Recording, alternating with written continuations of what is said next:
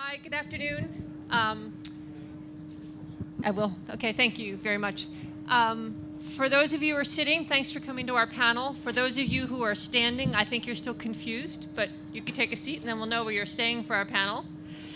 This is the panel on resilient waterfronts and resilient communities, adapting capital projects to improve coastal protection and to benefit communities.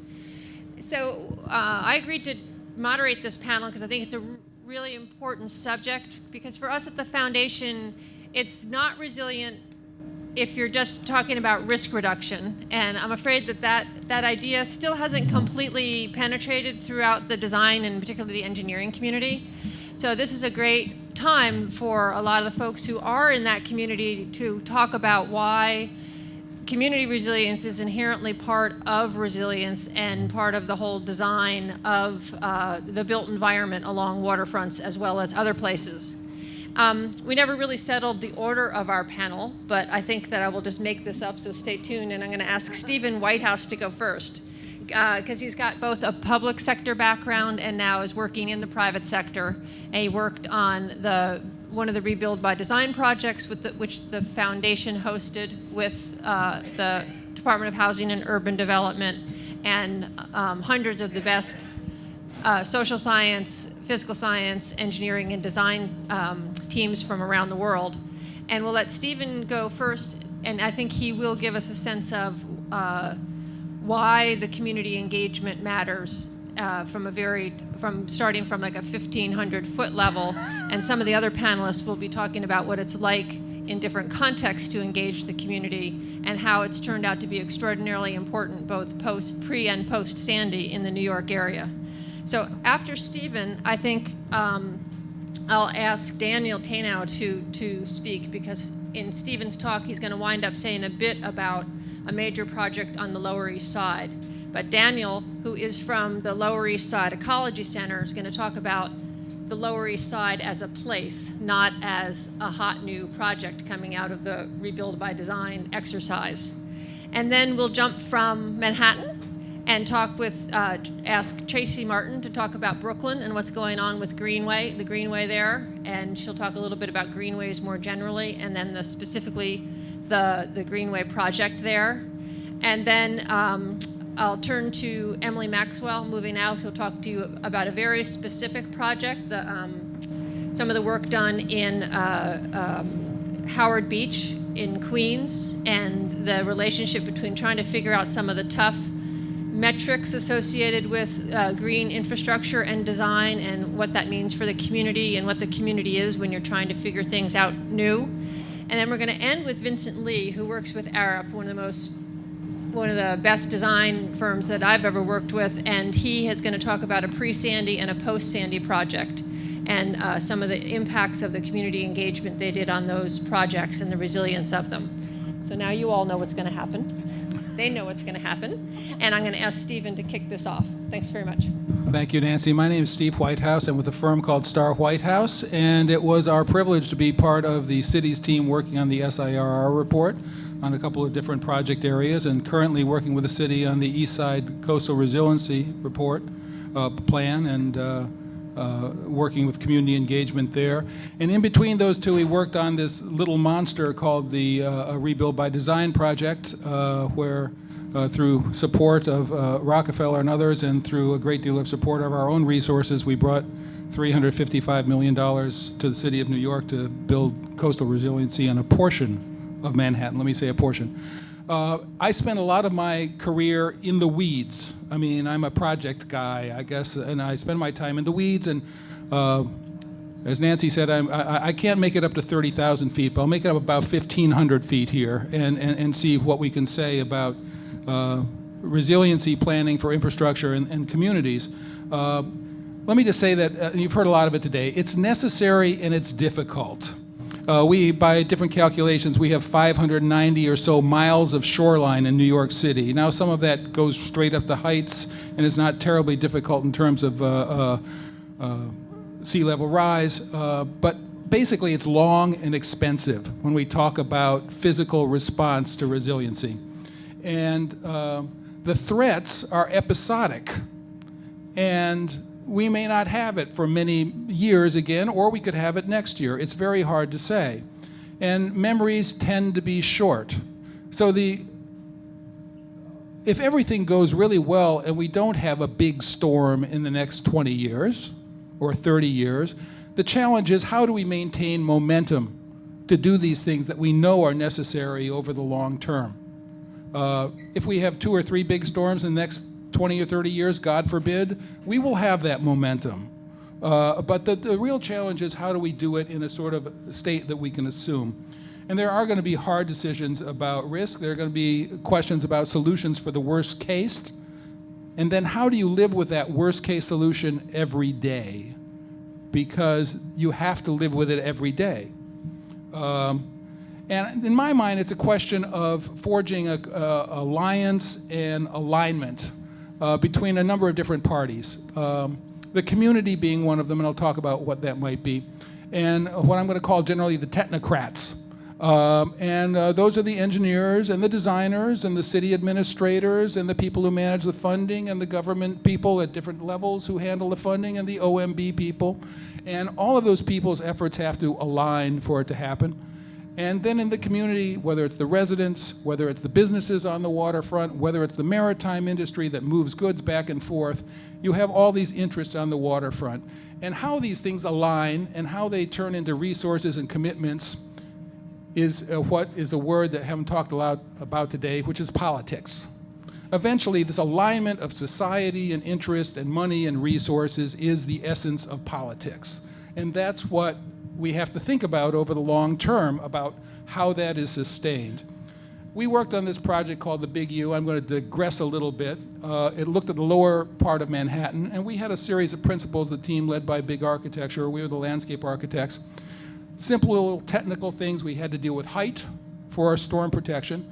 We found that we could deal with compartments, like the compartments of a ship, so we could tie it back at various points so that a partial failure didn't result in total failure. And that those compartments did correspond to neighborhood units, and that maybe each of those compartments could be different for each one of the neighborhood units they touched. And we also wanted to minimize deployables, which I think was one of the faults or flaws of the SIRR report. Deployables fail much more. So how much permanent in-place infrastructure can you put in place?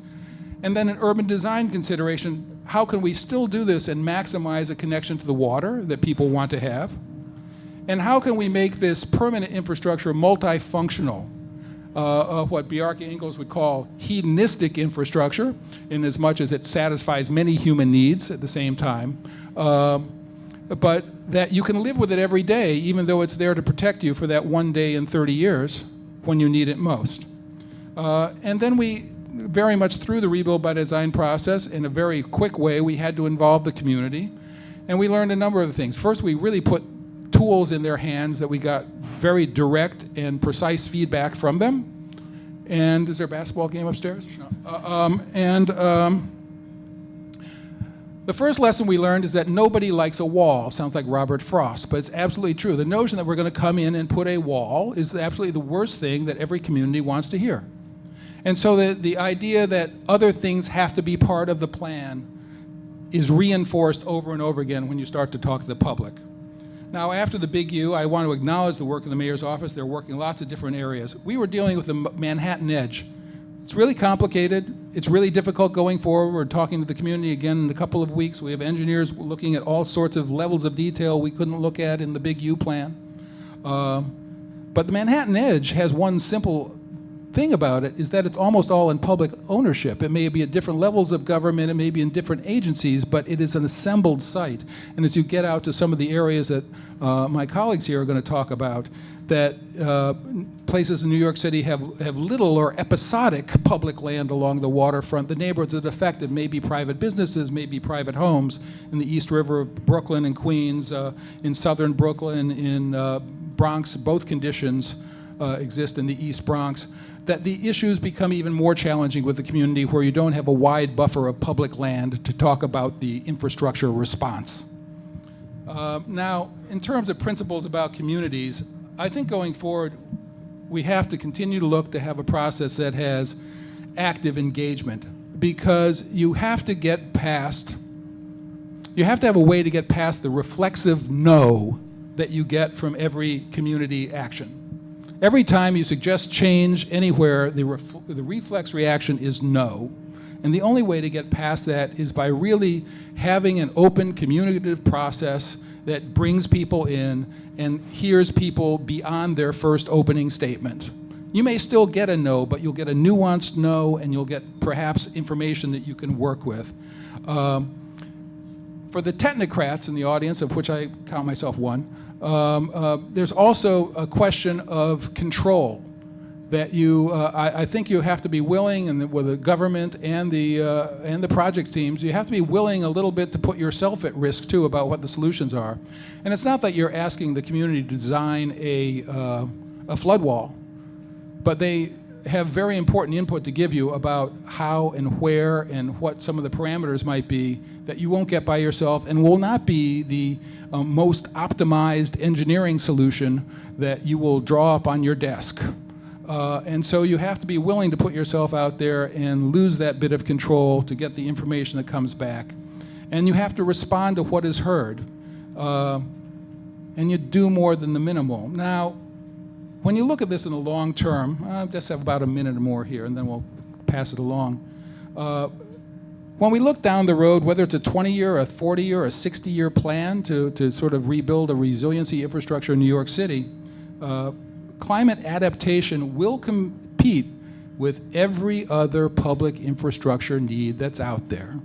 We have trains, we have subways, we have schools, we have public safety, we have all these other things. It is one more, honestly, it's going to be one more slot that we have to start to fund. Hopefully there'll be some symbiosis between those other policy objectives that we can work them together. But so how do we make sure that this has legs? Hopefully it's not because there are 3 more storms in the next 30 years that puts it on the absolute front burner for everybody. But there are different ways of thinking about it. Are the resources for coastal resiliency a fixed amount that you think of them as a pat of butter that you have to spread as widely as possible over the geography of New York City, doing the least possible that attains the objective so you can spread it most widely? Or is it, in fact, a resource that has to be replenished over time so that each act that you do, each project, each increment builds its own momentum based upon the quality and its results that people want this and they want the next one to happen and they see that it can happen well and they want to be part of it. Now, honestly, you can err in both directions. You can be so, it's easy enough to be called profligate with the public funds and doing things.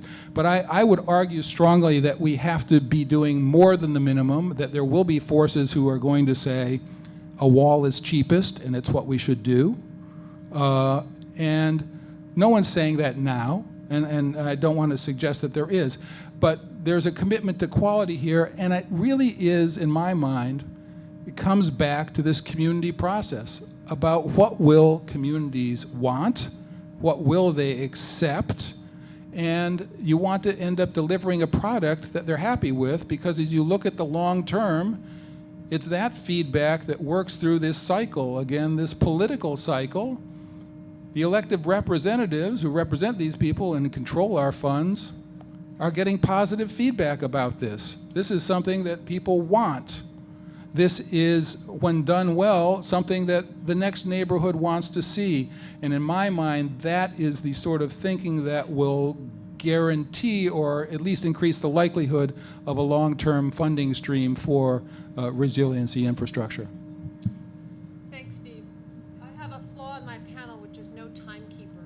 I'm wondering if, Jose, could you come help me keep time? Thanks. And then, but that was great, and that really did set the stage for a lot of the discussion that we're going to have, first about the waterfront and then the really vital role of the community, but also of the need for success in these early resilience-framed projects for the community to keep demanding more increments to be built out. But what do you think, Daniel? You've been working on the Lower East Side for a long time. Yeah, so I want to thank MWA because you timed it perfectly that on your starboard side we'll be coming up on the Lower East Side waterfront in Well, I guess you could consider this the start, about 23rd Street. But I'm glad to be here, and I'm glad to follow Stephen, because I'll be able to put what he was talking about in perspective for a specific place along the waterfront, the Lower East Side. And I consider it a small victory for community involvement just to be here at the table today. I know that there's many groups that should be at the table, and I can't represent all of the community groups that work along the waterfront and live along the waterfront. So I'll just talk about my experience as a resident of the Lower East Side waterfront community and a representative of a stewardship and environmental group that works in a waterfront park that's being impacted by some of this development. So one of the first things you notice when you look out at the waterfront is a big project that was done in the 1930s that is the FDR, and our park, East River Park, was developed as a part of it, but without thinking about the community impacts. Our park was made big and nice for the community, but there's a huge highway blocking most of community access to the park and blocking them from a true connection with the waterfront. So we can jump to 70 years later when East River Park was falling into the river from many years of being out there, and the city came through with an $84 million project to redo the promenade in East River Park, and it was done without very much community input, and it ended up being a 10-year process that, again, while it was happening, blocked the community from access to the waterfront. And when it was done, it's a very beautiful esplanade, but it still doesn't allow for interaction with the river, and we still have the problem that we're disconnected from the community. So then a bunch of community groups started to think about how we can get the community to embrace the waterfront and engage in some of these planning processes. So the EDC had come up with some plans for the Manhattan part of the East River waterfront, and the Lower East Side Ecology Center joined in 2008 the Our Waterfront Coalition, which performed extensive community outreach and created a people's plan to kind of have the people's plan to compare with the city plan. And to quote from that plan, overall, these plans were not responsive to the needs of the surrounding community and did not include any mechanism for community input or participation in decision-making about development. So after that, the Lower East Side Ecology Center, with working with the Manhattan Borough President's Office, our state assembly member, local community boards, and many community groups started to, between 2010 and 2013, worked on the East River Blueway Plan, where we hired WXY Studio to create the plan, but we made sure that it was informed by a full year of community input, and it happened to be right in the middle when Superstorm Sandy hit, so it actually created some political will for some more resiliency projects. But the Ecology Center, we were actually able to be hired through the grant by the Borough President's Office to actually demonstrate possibilities of what the East River waterfront could become. We did kayaking clinics, water taxi rides, bike rides along the waterfront, stewardship events to include the community, because if they're out there taking care of it, then they're gonna be the ones that are gonna speak out for it at public input sessions and river access tours. And now we jump to the present, and the Lower East Side has become an epicenter of waterfront resiliency projects with Pier 42, our own compost wetland project, and of course, the East Side Coastal Resiliency Project. And through these processes that we've worked with community groups and the community to instill, it's starting to show, I think.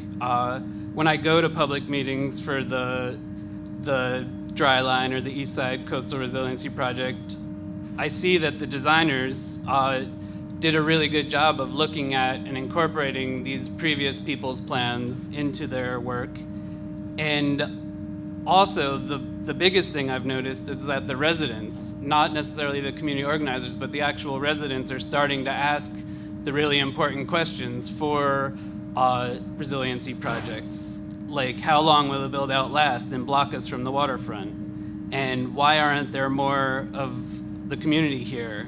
And is there funding for ongoing maintenance for this project? And will you hire and train residents to build and maintain the project? And that's the residents asking those questions now. So I think it's starting to work. People want to be engaged. They want to influence the projects that are happening in their neighborhood.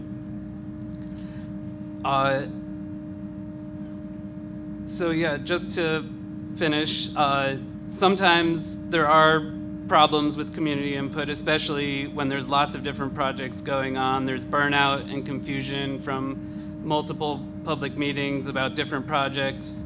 But overall, I think that we are doing a better job of seeking out and incorporating public input, and we need to continue to work at it if we want to continue working towards lasting resiliency. Great, that's great. Thank you, Daniel. And right on time, thanks. So we're going to go to Brooklyn now, Tricia. Can you hear me? Hi, I'm Tricia Martin. I'm principal of We Design, landscape architecture and urban design. I want to thank MWA for inviting me here and to sit on this great panel. And I just want to say that today the project I'm going to talk about in the context of the Brooklyn Greenway is a project we just finished. And I realize we're not allowed to have PowerPoint slides, but I couldn't help bringing some sort of visual. So there is a publication up here if anyone wants to see it, since we just finished it, of the project that we're going to talk about. And the project was really the Brooklyn Waterfront Greenway, an agent for green infrastructure, climate change adaptation, and resiliency. So this project was really spearheaded originally by the Brooklyn Greenway Initiative, and I know Meg is here. Unfortunately, Milton Puryear, the executive director of BGI, who many of you know couldn't be here today, but other people who are involved in the process are, and we also worked with eDesign Dynamics on this project. I'm just going to read a little bit of text that I wrote so that I can summarize relatively briefly what this project is. The project is a schematic demonstration of how the Brooklyn Greenway can be an effective multi-objective mechanism in building climate change adaptation strategies into our cities. While greenways contribute, so the premise here is that while greenways contribute to providing open space, recreation, and offer opportunities for alternative modes of transportation, things that we hear from community members all the time about what they would like to see more of in their communities, we also know that greenways can be even so much more. I've drinking a lot of Greenway Kool-Aid over the past many years. They can solve I think they can solve many of our problems. Forward-looking concerns about changing climate, rising sea level, water quality, and coastal habitat enhancements can and should be addressed when designing our greenways. And so given that the Brooklyn Greenway runs along some of the lowest contours of the East River, and I have to say we are coincidentally also, thank you MWA, sort of floating past the site. The Brooklyn Greenway is 14 miles, proposed 14 miles, alternative transportation corridor that would go from Greenpoint to Sunset Park. Many of you have probably ridden on pieces of it that are part of the interim strategy. And so given that the Brooklyn Greenway runs along some of the lowest contours of the East River watersheds in Brooklyn, we saw great opportunity to develop a framework that would integrate inland flooding and coastal flooding adaptation strategies into the Greenway. I think that in order to understand this project, we have to kind of go back a little bit in time. These Greenway projects take years and years of planning and design before they actually get implemented, because they operate at so many different scales. They operate at the Brooklyn scale, 14 miles, although not all of, a lot of Brooklyn, not maybe all of Brooklyn. And then they also operate at the neighborhood scale. These stretches and segments of Greenway go through unique and distinct communities. And so RPA, I know, is here, and people that were involved in this process years ago, between 2008 and 2011, BGI and RPA went on an extensive community outreach effort that really spoke to people in all these communities about what they wanted in their Greenway. Where did they want it to be? What was the alignment? What kind of open spaces? What kind of goals do they want to meet? A lot of the same questions we're asking about what we want our integrated flood protection systems to be. And so I think there's an incredible opportunity here to build in community resiliency and answer the questions about risks that these individual and discrete communities have and how the Greenway can address some of those. And so where are we today? Where we are today is that New York City DOT has the Brooklyn Greenway as a capital project. It is going to be built. It's going to be built to the way the master plan that they did lays it out. And if there are people here from DOT, please feel free afterwards to chime in on updates. So where that leaves us as consultants and designers and BGI as an advocacy group is for us, we have been getting grants from various sources. This last project, by the way, was from a grant from the Department of State to really look at how we push the Greenway to be more than just a green line on the road, a distinct separation between vehicular and pedestrian traffic. All those things are great. We are encouraged that it's going to be built, but what we're doing is we're creating studies and doing drawings and working with engineers to try to quantify the benefits for green infrastructure improvements, for resiliency, and other environmental risk protection. Another thing that we've been doing is that we started to think about our greenways not just as these sort of isolated corridors, but as backbones to larger neighborhood-wide green infrastructure and sustainability systems that are very community-based. We saw this opportunity to really actually execute this in Greenpoint. So in Greenpoint, West Street, which is the northernmost stretch, one of the most northernmost stretch of the Greenway, is going to be one of the first capital projects being built. We had originally pushed them to put bioswales and other types of green infrastructure mechanisms along West Street. We didn't win that battle. However, what they are doing is they're putting in a high-level sewer, which will at least separate the storm from the sewage water, and it actually will allow water that actually goes one block up north to also be a part of that system, so that we're capturing quite a bit of water. But for us, we felt that we needed to keep moving up the watershed to make a bigger impact. How can we show the Greenway is actually kind of a backbone to a bigger initiative? So we applied for a grant with the Greenpoint Community Environmental Fund.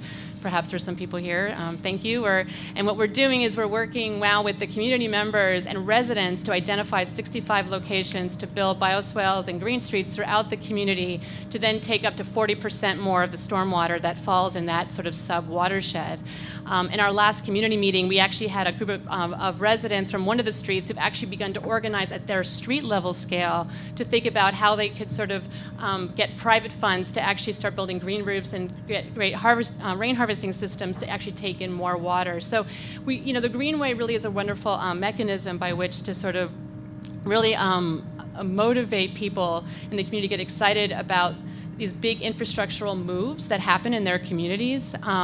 We think of greenways as transportation corridors. We think of them as recreational corridors. I think we've started to think of them as ecological corridors. I think we could be way more robust about that. I think what Steve said about resiliency infrastructure being a big piece and climate change infrastructure being another piece of big infrastructure, just like transportation and energy. These greenways could also be sort of resiliency corridors. And I'm doing on time. I'm okay. I have one more sentence. Okay. So in summary, I think that one of the primary benefits of using greenways as a mechanism for resiliency is that current planning and design methodologies for greenways, which already exist and are very commonly adapted, include extensive community participation and stewardship. By bringing resiliency issues to the forefront, communities have the opportunity to voice their concerns about their own protection against climate change and to make recommendations that meet a variety of their goals. Thanks. Thanks. Yes. Let me introduce you. Okay, so now we're going to move into Queens with Emily Maxwell from the Nature Conservancy, who's going to focus in on a very tight place and some work that they did on Howard Beach. Thanks so much, Nancy. Thanks to Metropolitan Waterfront Alliance for having me today, and also to my great fellow panelists. It's fun to be part of this discussion. So I'm Emily Maxwell. I direct the New York City program at the Nature Conservancy, and I want to note that Working in cities is a new endeavor for the Nature Conservancy. We're just about 2 years old, and I come from a background of a lot of community engagement around waterfront parks here in New York City, and it's great to get to translate that. So I'm going to give a little bit of a different spin on the role of communities and community engagement than my colleagues because of the role that the Nature Conservancy plays. And I've never used this word before, but we're talking about sort of what are the different roles of institutions and organizations, and the word technocrats have been used a few times. We're the naturecrats, I think. We come out and try to promote the role of nature. So I want to give a couple of framing thoughts before we dive deep into the community of Howard Beach, which is a community that we were asked to look at under the Strategic Initiative for Rebuilding and Resiliency by the prior administration, and are continuing that research with the current administration. But one of the key things, and this might seem a little bit like Resiliency 101, so forgive me, but that, Nancy started out this panel saying resiliency isn't just about flood protection, and we absolutely believe that firmly at the Conservancy. Particularly when we think about communities, social cohesion is one of the strongest indicators of communities surviving through natural disasters. And so one of the key questions that I think we can ask as technocrats, naturecrats, planners, and others is how can we use our planning processes as themselves as mechanisms for building social cohesion, knowing that that is actually a driver of safety and health in our communities. The lens I'm going to talk through today, though, is actually a lens of how do we show the value of different kinds of alternatives and projects. And so I think about concentric rings of communities. Sometimes when we say the word community, we're talking about the people who live in a place. Sometimes when we say the word community, we're talking about a community of technical experts. Sometimes we're talking about, a user community, which may come from very far away when we're thinking about New York City waterfront. So I also think it's good to parse what we're talking about when we talk about community engagement.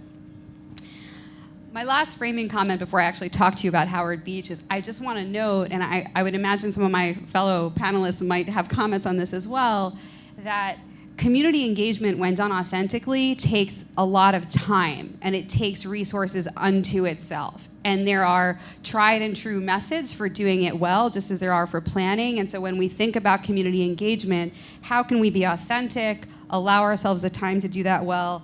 And sometimes we have to do that through having dedicated staffing to that outreach and engagement. So I think that is also critical.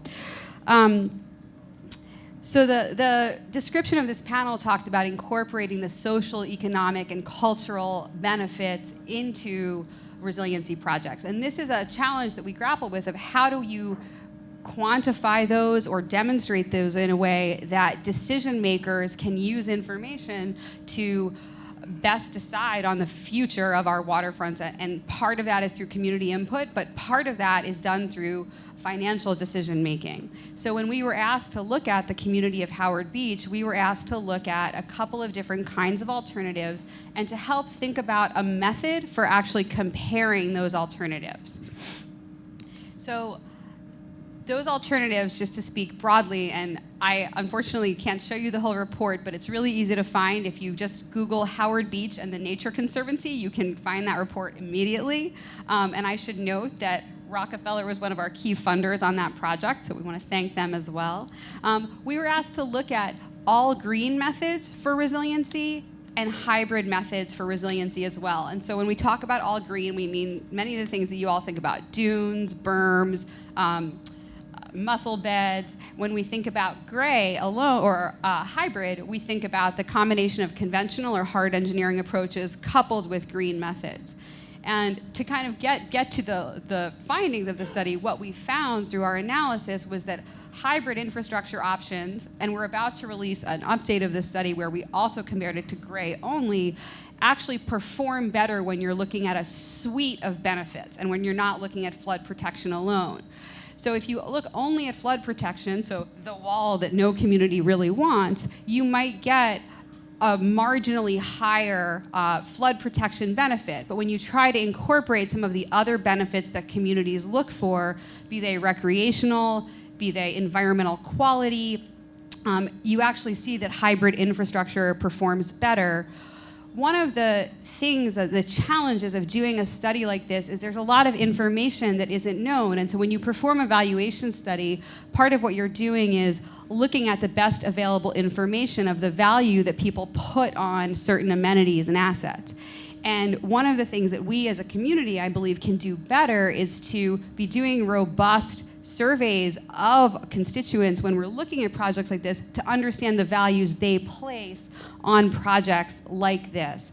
And when I say that, just to ground that, understanding, do people value recreation more, or do they value access more, or do they value cultural amenities more? What are the things they're actually looking for? Because to do a really good and robust cost-benefit analysis, you actually need specific numbers from that. I think I just have about 30 seconds left, so I'm going to wrap it up. But we can obviously talk a lot more about the approaches that we used in valuing these different infrastructure options, but I think the message here is when we look to do resiliency projects in specific communities and to look at that suite of multiple benefits, first and foremost, we should be looking for multiple benefits and not just flood protection, because that's what communities value, and we need to think about the way these projects influence everyday life, not just life on the day of a disaster. But we also need to really get, in a fine scale way, the specific, and Stephen mentioned, specific tools to get at specific information, very real information for people about what they value, and then we can actually take that information and quantify it or monetize it and have it actually help inform public decision-making processes. So thank you very much.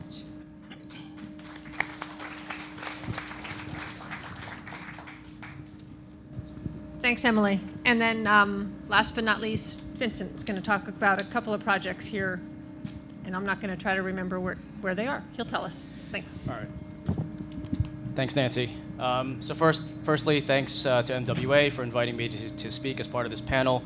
In terms of order, it probably actually would have made sense for me to speak first, because we seem to be going by all of the sites that everyone is talking about. And we went by this one of the projects I'm going to talk about, Hunters Point South, probably about when Stephen was talking in Long Island City. So the other project I'm going to talk about is Long Island, and is in South Shore of Long Island. As far as I'm aware, we're not heading in that direction. So you'll have to either use the handouts or your own geography. So I'm an associate principal at Arup. I'm an engineer. I think I'm the only engineer on this panel, so I think it sort of works in that, as the last speaker, I'm the one that's going to talk about like delivery and all the nuts and bolts. But really, actually, I'm going to talk about community engagement and how to inform delivery and all of the nuts and bolts. So the two projects, Hunters Point South, if you don't know it, it's a new build project, and it's a high density project. It's a massive affordable housing project that also includes a waterfront park. The other project is a low density existing conditions in communities along the South Shore of Long Island. So two very different contexts. The first example with Hunters Point South was actually, we started design in 2009, and in October 2012, when Sandy hit, the site was under construction. So we knew this was a waterfront park. It had some mixed-use housing and mixed-use development, so we intended, with a 100-year flood, for the waterfront park to get wet. And that's what happened during Sandy, or at least for maybe a couple hours of Sandy. Elevation of 100-year flood in Hunters Point South is 7.25. But Sandy, and at least in that area, what came up to elevation 9.5. So the waterfront park did fine. It was intended to do that. The materials, all of the plantings, the species, everything that was selected, everything that was constructed, and the drainage system in terms of green infrastructure and some of the other things that Tricia mentioned, those all worked as they intended to.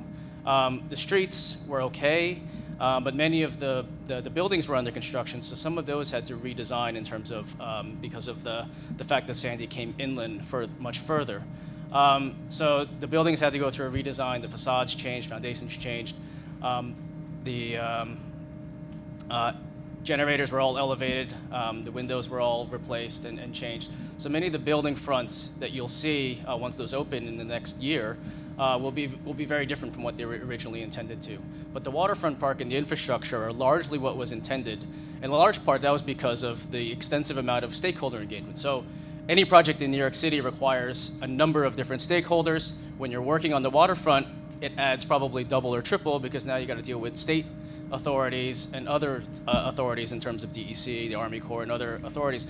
So we amassed about 70 different stakeholders, independent, that we had to deal with on that project. And all of those stakeholders helped to inform the final design and the resilient design that came out of Hunters Point. And even stakeholders, I mean, the one stakeholder that actually had a tremendous amount of influence, I don't know if anyone's been to the park, was an organization called Doglick. So Doglick stands for Dog Owners Group of Long Island City. And if anyone's been to the park, there's a really nice dog run and park that's isolated away from the park. So that's a way, I mean, that's just an example of how community engagement, if you left it to engineers and other designers, although landscape architects, you guys would account for that, but not us engineers, we wouldn't have thought of that. The other project that I wanted to talk about was the South Shore of Long Island, and this was part of the New York Rising program that was conducted by the state. So the area that we were working in amassed about 35 square miles in Nassau County. It includes 209,000 residents, 6 watersheds, and then within those 6 watersheds, there are 2 villages, 8 hamlets, and 2 towns. So trying to aggregate 209,000 people and their ideas across multiple agencies and governance structures was a big challenge on that. So when Emily said that it takes time and a lot of effort, and we did, here, I gotta read this off, we did 32 committee meetings, 2 joint committee meetings, 16 public meetings, and about 5 town and county meetings within 7 months. And across that 7-month period, we ended up with a plan that those communities didn't have. And that was the key takeaway in that project. And that we ended up with solutions that, again, if you left it to engineers, we would have given the typical recommendation, which is, well, you need more study. You need to do more study. You need to do more study. But we actually ended up with tangible solutions. Things as simple as check valves of every outfall. We had the community members identify which ones were the hot spots, which ones were the locations. There are a number of different programs that are related to drainage improvements. So again, none of that would have come out if it wasn't for the cooperation and the input that we received from the community members. And then, again, resilience is not just about flooding. Some of the other outputs of that are downtown revitalization. So how can we infuse economic revitalization within many of those communities? Again, that's resilience. Again, is more than just flooding, which is what everyone here is talking about. Simple things with utility repair, putting electric lines underground, lifeline networks, and having resiliency hubs in the event of a disaster. Again, generator upgrades, and a lot more. There were some drainage studies that were recommended for further use. But I guess the main message is that across a 7-month study, if you're trying to develop a plan for resiliency across 200 a set of communities that encompasses 209,000 residents across all of those jurisdictions, it does take time, it does take effort, and it does take a number of meetings. But the end result was a plan that they didn't have prior to any of that starting. Thank you.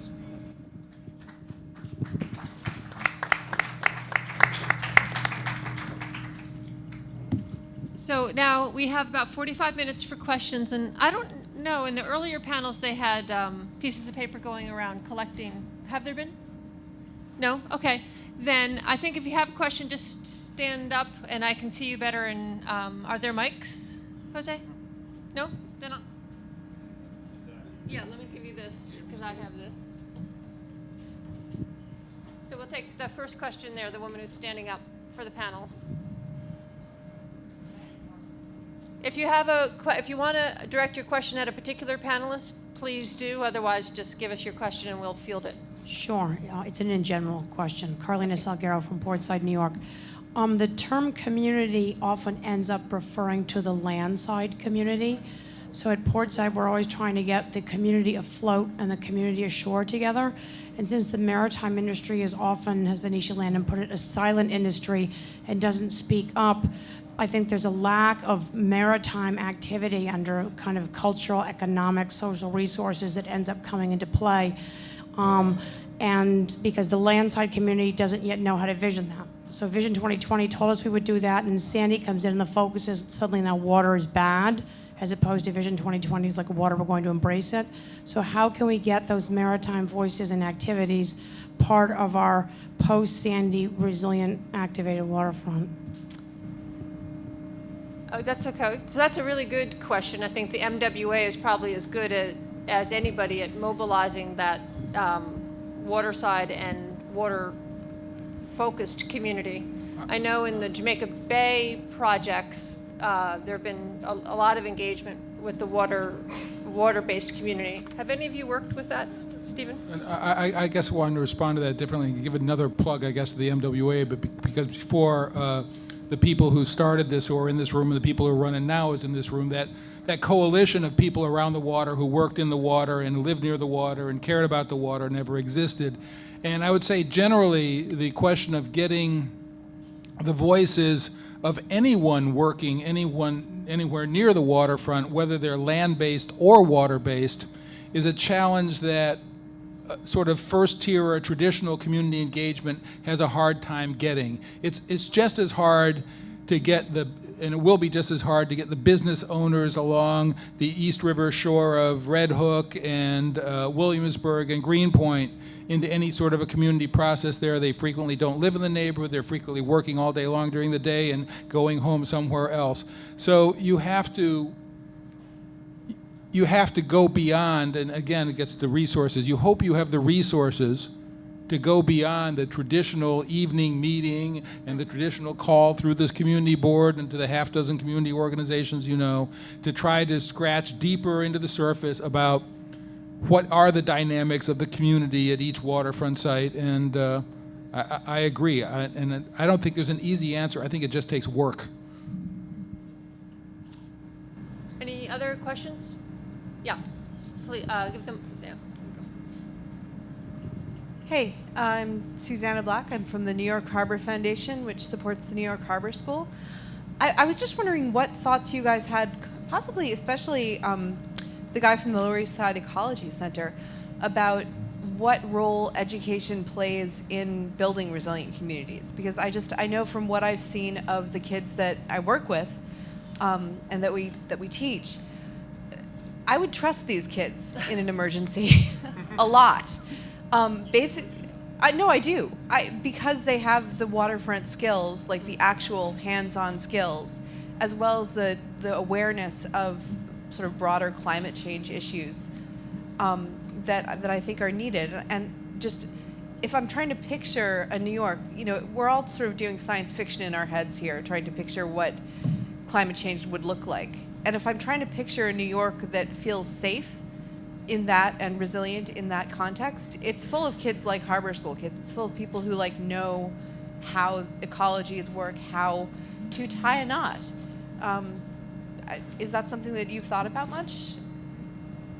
I mean, definitely from the Ecology Center's perspective, that's basically our mission, is to teach people about their environment and then give them outlets, whether it be community meetings or actual stewardship of public land along the waterfront. So definitely, today is actually my one break this 3 months of spring for the school that I'm not out on the waterfront teaching students. And we have some of your oysters that we try to filter kids towards your school. Anybody else want to? Emily?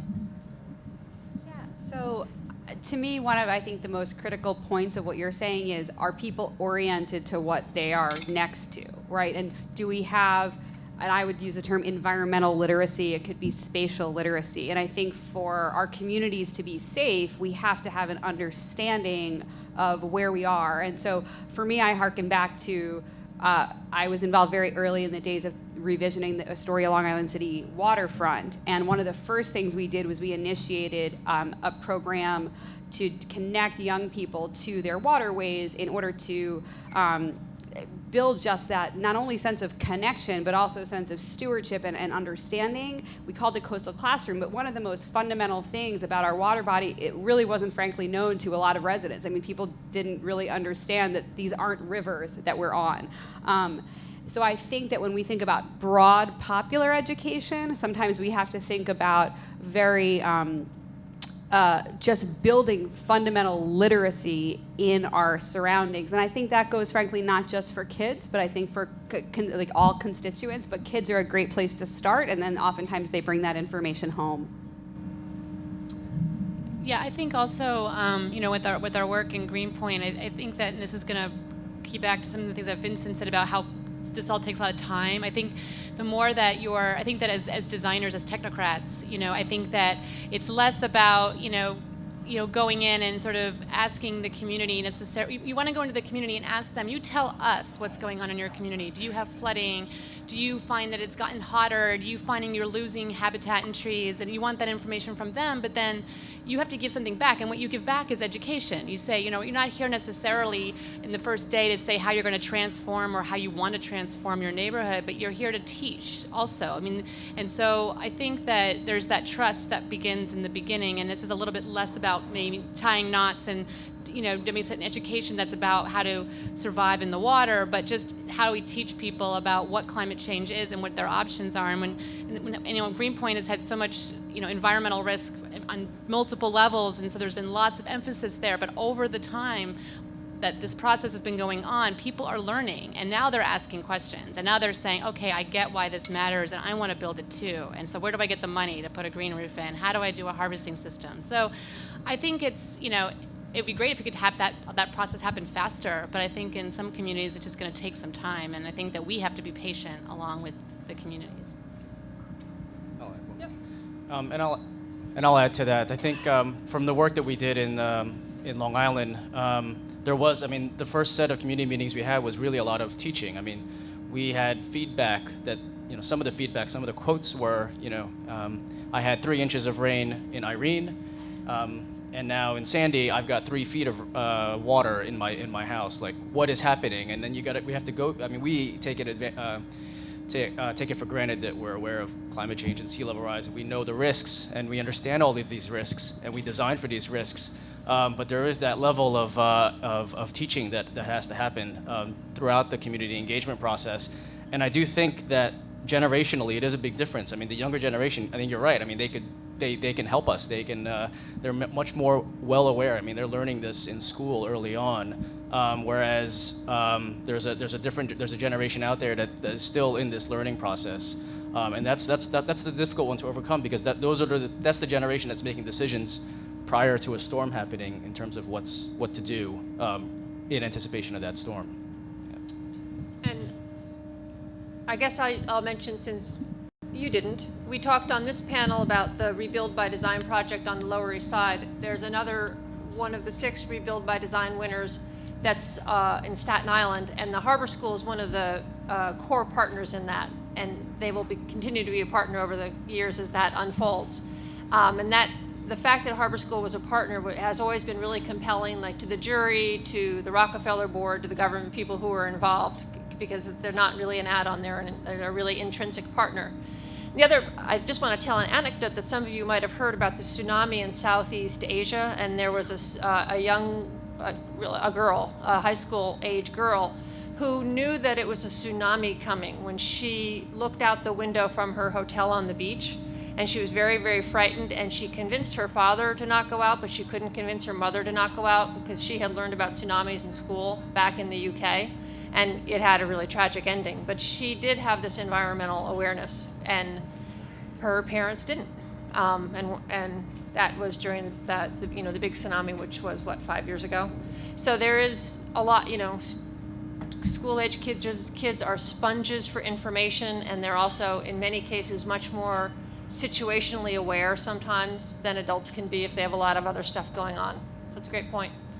Anybody else have a question? Yes. Thanks.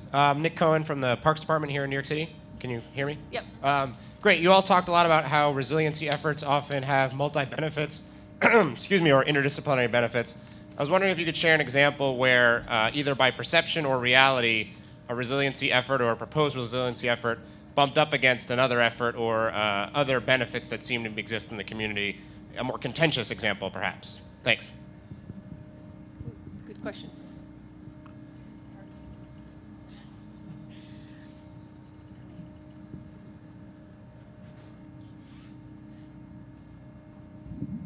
I have a thought. I don't know that it's a perfect example for what you're mentioning, but who here has been to Queensbridge Park or heard of Queensbridge Park?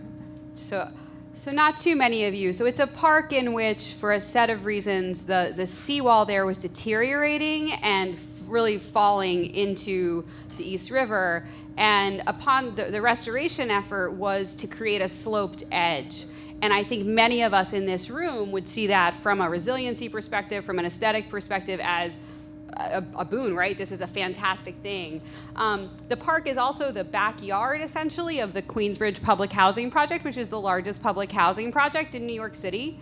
And I wouldn't say it bumped up, but it took about 2 years of community engagement to create the project and design it in such a way that the community felt a sense of safety, because the initial reaction of many community members to this proposed soft edge was, this doesn't feel safe for our children. We're afraid that something bad could happen to them, they could drown.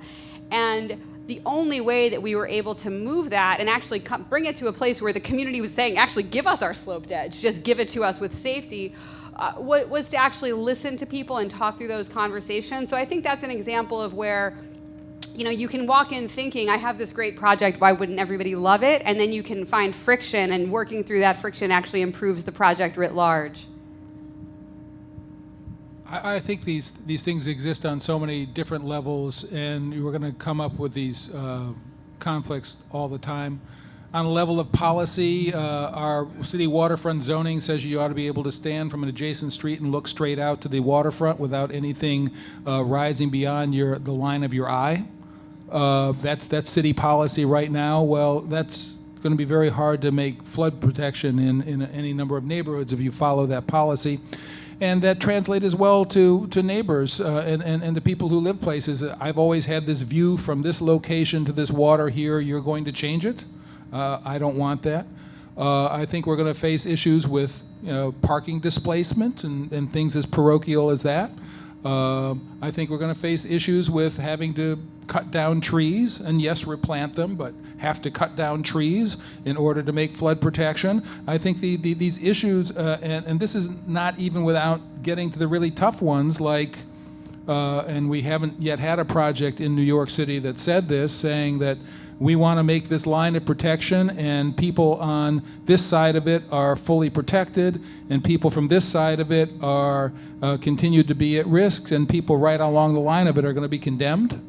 Those are all possible things that could happen in the course of an implementation, and we have to be prepared for very difficult projects, because like right-of-way projects, whether it's a greenway or a railroad or everything else, at least at the very sort of reductive level of flood protection, if it's not comprehensive, it doesn't work. So there are going to be very difficult places on every project. I think about your question too, that it hasn't been that long since people have self-consciously tried to design and develop projects from a resilience perspective. There have been projects that have had a lot of resilience elements to it, but it's really only now we're self-consciously doing that. And so this will become more common, that where you see these potential trade-offs, or you have to have a lot of the engagement to either not have big trade-offs that affect the outcomes of the projects, or to reduce the impact of the trade-offs. But I think that we're heading that way now, if for no other reason. There's 6 rebuild by design projects, and then all the New York Rising projects are coming through, and then there'll be lots more projects designed with resilience in mind, which are inherently multi-objective. So we'll start to see this in a really concrete way, I think, moving forward. And at the minimum, I think the whole concept of resilience pushes against the concept of efficiency, which has been, from both an economics and an engineering point of view, kind of the driving paradigm, and that is one thing that resilience pushes against. So you'll definitely see it at a minimum in that regard, because resilience tells you to build in a little bit of slack in a lot of ways, and traditionally that gets pushed out when you're starting to go into the detailed design and when you get to the economics design, the economics part of the projects. Can I just add? I think the biggest probably issue in contention and conflict is this idea of potential managed managed retreat. For Rebuild by Design, that was for one of the teams that we were working with, that was one of the strategies that we put forward was, we didn't call it retreat, but we created what we called receiving areas inland, and development opportunities inland to help instigate a way for folks that were in vulnerable areas, and give them opportunities to move inland. But I think that's one of the biggest conflicts out there is if you're in a low density piece of land that's already below sea level that floods whenever it just rains, any normal rain event, that's the biggest conflict is housing and what to do with that housing and what to do with your livelihood. Stephen, one last thing on this? Interesting what you said about managed retreat. It's a little harbinger case. It must have been about 15 years ago. There was a storm that breached a beach road in West Hampton, and it knocked out 3 houses. It broke the road, knocked out 3 houses. And the owners petitioned and sued, and our taxpayer dollars rebuilt that street and rebuilt their property, and they have their beach homes back. And that's according to the law, and that's the way it's set up to do that. Over time, with repeated coastal storms in these communities, we're not the Dutch. We're not a nation that lives all next to the sea and underground. We may be clustered on our coasts, but we have all those states out in the middle of the continent who are part of our political culture. And even not just within the realm of New York City, but as a nation, how long are we going to want to pay people for the privilege of keeping their houses next to the water? So we may face much harder choices down the road, or are we willing to say you can live there, but you don't have our social network backup to save you if you live there? And I don't have the answer to those questions, but I regret to say that I expect those to play out over the next 50 years. So I think we're at time, we're close to time, and it doesn't look like anybody has an urgent question. So, oh, there is, you're behind the guy with the camera. So let's take a couple more questions. Hi. Okay. Sorry, my name is Sarah Crean. I'm an environmental reporter. I have a question about community engagement, though. We always talk about it in terms of one neighborhood or maybe a couple neighborhoods, but what's the role of the public citywide in terms of citywide policy decisions? The city has made a decision that it's okay to continue to develop along the waterfront, for instance. They've made a calculated decision about risk. There's a limited number of capital dollars. Can you foresee a point where there could be referenda that everybody in the 5 boroughs would get to weigh in on, should we still continue to build on the waterfront, or how should we be spending our limited capital dollars? Thank you.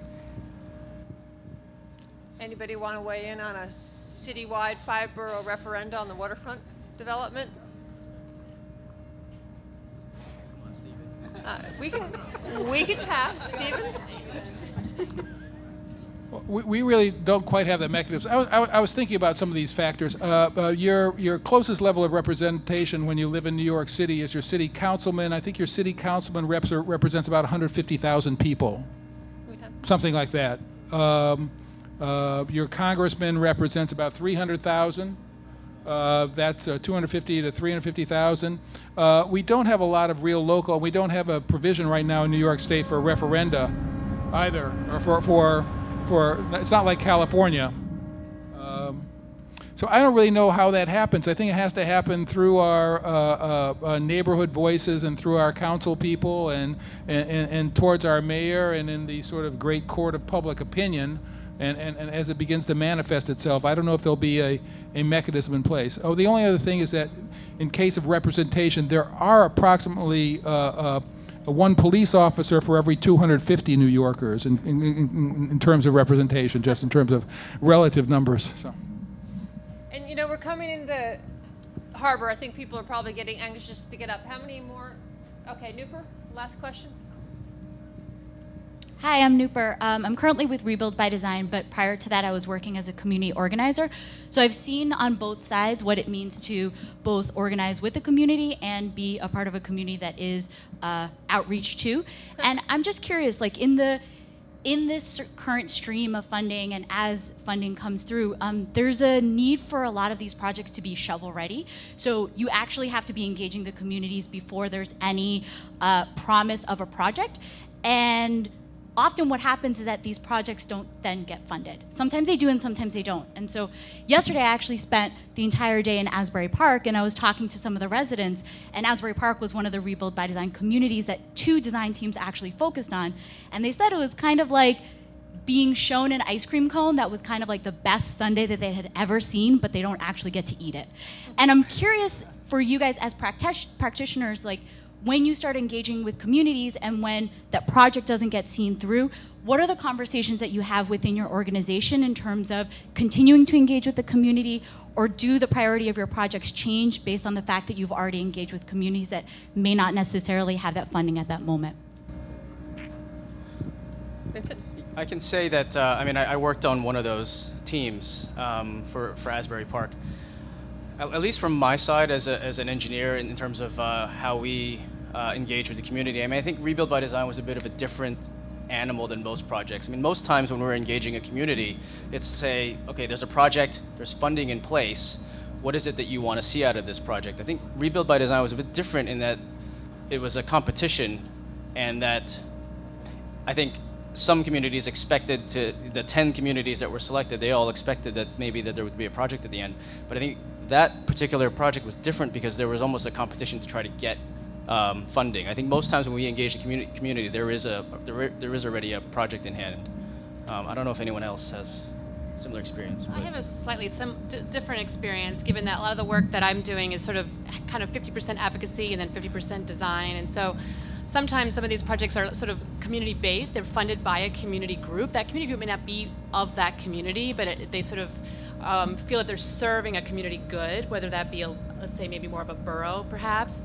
And often what we do is we just become really clear with the kind of stakeholders that we're with. Is like, look, we're trying to create a vision of what you want so that we can use that vision to sort of market and get the funding to build the project. And so, again, it's kind of different, a little bit like the way we build by design, is it's not promising anything. It's more like saying, and a lot of times those projects come from a community effort to begin with. And so, but it is really tricky, because then once you start getting into that process and if people don't understand that there isn't funding for this, and then once there is, the FOS funders may have actually some requirements for that project that are different than what you did. So it's again about just being, super transparent about the process and really earnest about what your intention as a designer technocrat is in the room.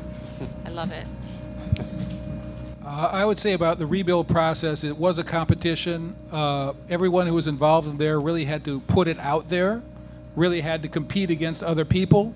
There is a question now with the teams, with all the communities that didn't get it, and even with the communities that did get the awards, may not have gotten exactly the awards they wanted, and may have to deal with questions of managing expectations even now. And I think that